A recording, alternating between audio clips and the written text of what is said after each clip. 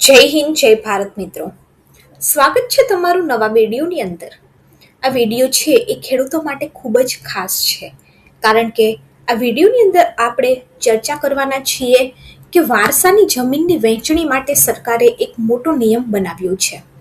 હમણાં 5 દિવસ પહેલા જ મુખ્યમંત્રી દ્વારા જાહેરાત કરવામાં આવી છે અને જે પણ ખેડૂતોની પાસે વારસાની જમીન હોય એની વહેંચણી માટે હવે નવો નિયમ શું છે એ આપણે આ વિડીયોની અંદર જોશું. એ પહેલા જો તમે ચેનલની અંદર નવા છો તો ચેનલને સબસ્ક્રાઇબ જરૂરથી કરી દેજો અને આ વિડીયોને વધારેમાં વધારે લોકો સુધી શેર કરી દેજો. મિત્રો, વાત કરીએ તો રાજ્યની અંદર ખેતીની જમીનના વારસાઈ સંબંધિત વ્યવહારને વધુ સરળ અને રસ્તા બનાવવા માટે મુખ્યમંત્રી ભૂપેન્દ્રભાઈ પટેલે એક મહત્વનો પ્રજાલક્ષી નિર્ણય લીધો છે. સરકાર દ્વારા જંત્રી આધારિત સ્ટેમ્પ ડ્યુટીની અંદર રાહત આપી અને હવે માત્ર 300નું ટોકન આપી સ્ટેમ્પ ડ્યુટી વસૂલવાનો નિર્ણય સરકાર દ્વારા લેવામાં આવ્યો છે, જેના કારણે દેશના ભારતના અને ગુજરાતના 56 લાખ ખેડૂતોને અને સામાન્ય નાગરિકોને મોટી આર્થિક રાહત મળશે.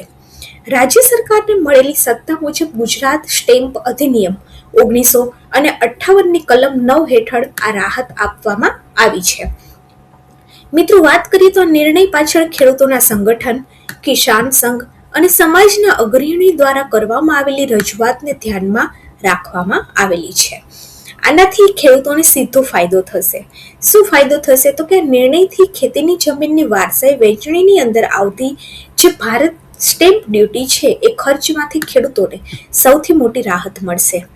અગાઉ ઊંચી ડ્યુટીના કારણે ઘણી પરિવાર કાયદેસર નોંધણી કરતા ન હતા, જેના કારણે વિવાદો અને કોર્ટ કેસ પણ વધતા હતા.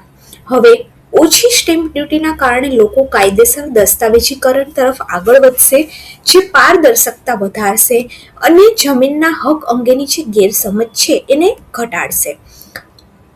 હવે જાણવું એ જરૂરી છે કે નવા નિયમ શું છે અને નવા નિયમની અંદર શું એવું ખાસ છે. તો કે નિર્ણય મુજબ વારસાઈ નોંધ હેઠળ સંયુક્ત કબજેદારો હવે થતા હક પરિવર્તન, નામ બદલ કરવું કે મિલકતની વહેંચણી જેવા દરેક વ્યવહારની અંદર માત્ર 300 રૂપિયા સ્ટેમ્પ ડ્યુટી લાગુ પડશે. સીધી લીટીના જે વારસદાર છે, જેમ કે પિતા પુત્ર, દાદા પુત્ર તેમજ તેમની ગેરહાજરીમાં આડી લીટીના વારસદારો એટલે કે ભાઈ બહેન વગેરે વચ્ચે થતા વ્યવહારને પણ આનાથી રાહત મળશે. મિત્રો, વાત કરીએ તો એક અથવા તો વધુ તબક્કામાં હક ઉઠાવવો, નામ દાખલ કરાવવું અથવા તો મિલકતની વહેંચણી કરવી હોય, દરેક કેસની અંદર અલગ અલગથી 300 સ્ટેમ્પ ડ્યુટી ચૂકવવાની રહેશે. ખાસ કરી અને ખેતીની જમીન માટે આ જોગવાઈ ખૂબ જ લાભદાયી સાબિત થશે. મિત્રો, વાત કરીએ તો પરિવારના સભ્યો વચ્ચે મિલકત વહેંચણી સરળ બનવાથી ભવિષ્યની અંદર જે કોર્ટ કેસ છે એ અને વિવાદની અંદર પણ નોંધપાત્ર ઘટાડો થશે.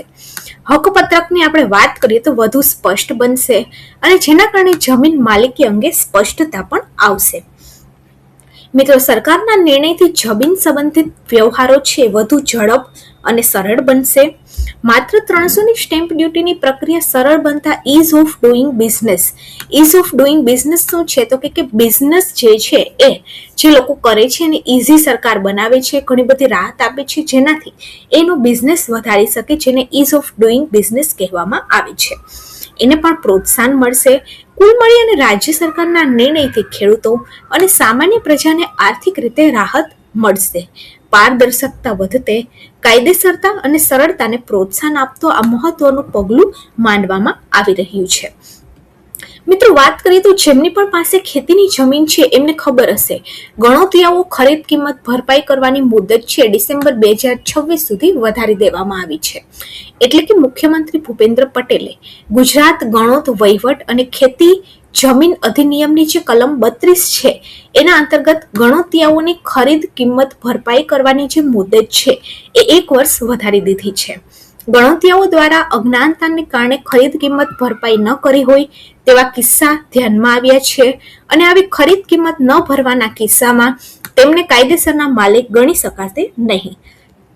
આના પરિણામે ખેડૂતો દ્વારા જમીનની વેચાણ, બિનખેતીના પ્રસંગો જે મુશ્કેલીઓ પડે છે તે નિવારવા રાજ્ય સરકારે ખરીદ કિંમત ભરપાઈ કરવાની છૂટ આપી અને જે સમય મર્યાદા છે એ ડિસેમ્બર 2026 કરી દીધી છે.